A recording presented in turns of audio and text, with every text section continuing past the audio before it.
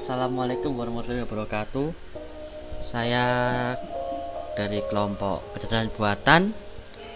Saya akan memperkenalkan teman-teman saya, yaitu yang pertama Muhammad Bagas Adi Yudhoyono dengan NPM 1910300169, Panji Satya Dharma dengan NPM 1910302073. Yang keempat yang ketiga Hanif Hadi Fauzi dengan NPM 1910302079. Yang terakhir yaitu dengan saya sendiri Andi Jonathan Dio Saputra dengan NPM 191030200189. Kelompok kami akan menjelaskan tentang metode-metode pencarian dalam kecerdasan buatan.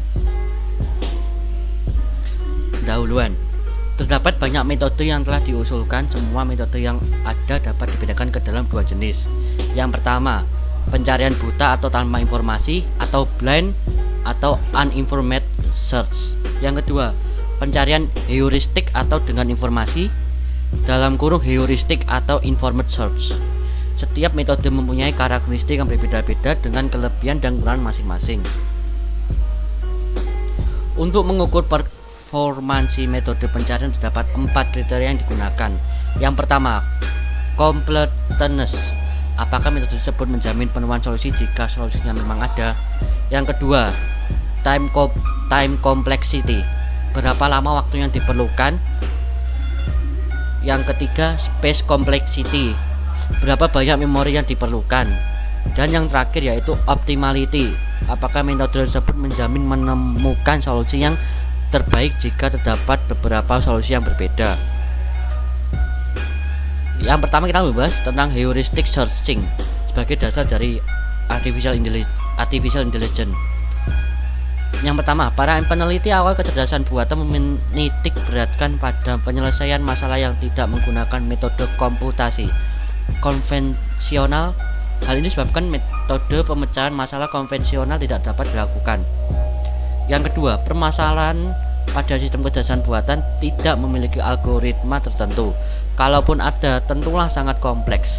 Karena itu haruslah ditemukan sebuah teknik baru yang mirip dengan cara yang digunakan oleh manusia untuk menyelesaikan masalah dan dapat diimplementasikan pada komputer. Yang ketiga, salah satu metode yang cukup terkenal adalah metode searching. Yang keempat, searching dalam sebuah struktur data telah menjadi dasar bagi algoritma komputer. Tetapi proses searching pada kecerdasan buatan memiliki perbedaan. Yang terakhir, metode searching pada kecerdasan buatan merupakan searching terhadap problem space, bukan searching data dalam tanda kurung angka karakter string tertentu. Selanjutnya akan dilanjutkan oleh Panji. Oke, di sini saya akan melanjutkan presentasi dari Rio.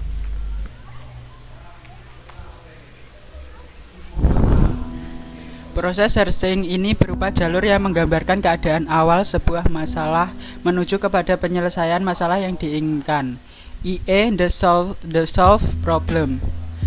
Kedua, jalur-jalur ini menggambarkan langkah-langkah penyelesaian masalah.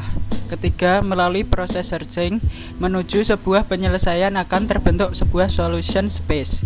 Yang keempat, perhatikan contoh penyelesaian masalah komputer pada gambar 1.4. Kelima, langkah pertama untuk mengetahui apakah komputer dapat digunakan atau tidak adalah men-switch on.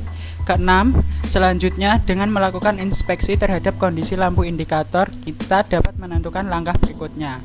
Ketujuh, misalnya kondisi lampu off.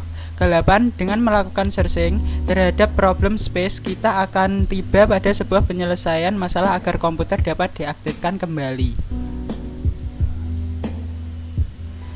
Ini adalah contoh dari komputer One Start. Blind atau uninformed search. Istilah blind atau buta digunakan karena memang tidak ada informasi awal yang digunakan dalam proses pencarian. Berikut ini sekilas 6 metode yang tergolong blind search. A. Breadth First Search atau BFS. Yang B. Depth First Search atau DFS. Yang C. Depth Limited Search atau DLS. Yang D. Uniform Cost Search atau UCS. Yang E. Iterative Deepening Search atau IDS. Yang F. Bidirectional Search atau BDS. Selanjutnya kita akan mengetahui macam-macam metode searching, yaitu yang ke-1 BFS.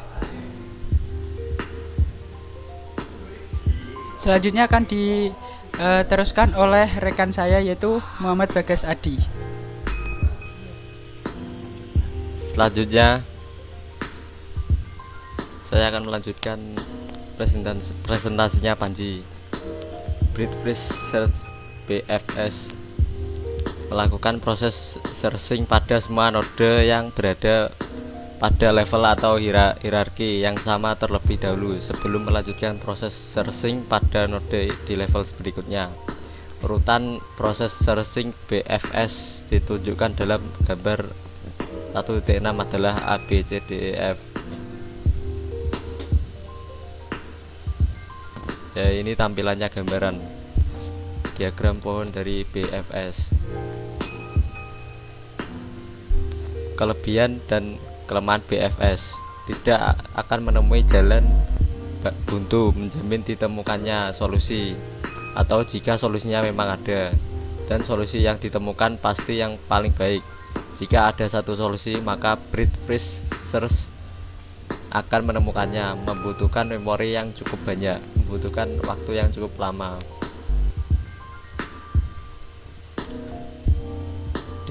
DFS Depth First Search adalah proses searching sistematis buta yang melakukan ekspansi sebuah path atau jalur menuju penyelesaian masalah sebelum melakukan eksplorasi terhadap paths yang lain.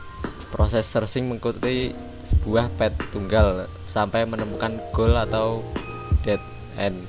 Apabila proses searching menemukan dead end, DFS akan melakukan penelusuran baik ke node terakhir untuk melihat apakah node tersebut memiliki path cabang yang belum dieksplorasi.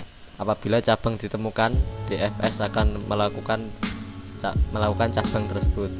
Apabila sudah tidak ada lagi cabang yang dapat dieksplorasi, DFS akan kembali ke node parent dan melakukan proses searching terhadap cabang yang belum dieksplorasi dari node parent sampai menemukan penyelesaian masalah.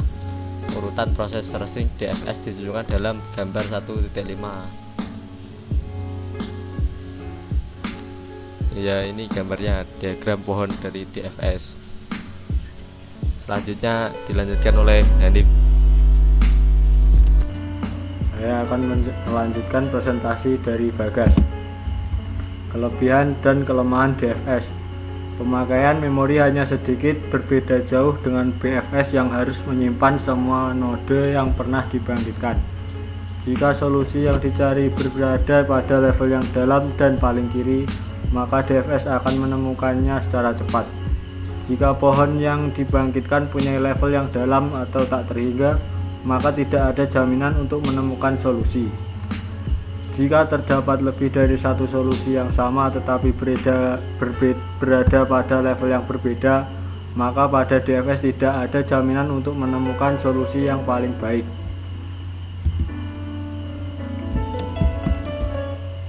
Iteratif Deep Planning atau Search IDS. IDS merupakan metode yang menggabungkan kelebihan BFS atau complete dan optimal dengan kelebihan DFS space complexity rendah atau membutuhkan sedikit memori. Tetapi konsekuensinya adalah time complexity menjadi tinggi. Bidirectional Search atau BDS. Pencarian dilakukan dari dua arah. Pencarian maju dari start ke goal dan pencarian mundur dari goal ke start. Ketika dua arah pencarian telah membangkitkan simpul yang sama, maka solusi telah ditemukan, yaitu dengan cara menggabungkan kedua jalur yang bertemu. Sekian dari kelompok kami. Jika ada salah kata, mohon maaf. Wassalamualaikum warahmatullahi wabarakatuh.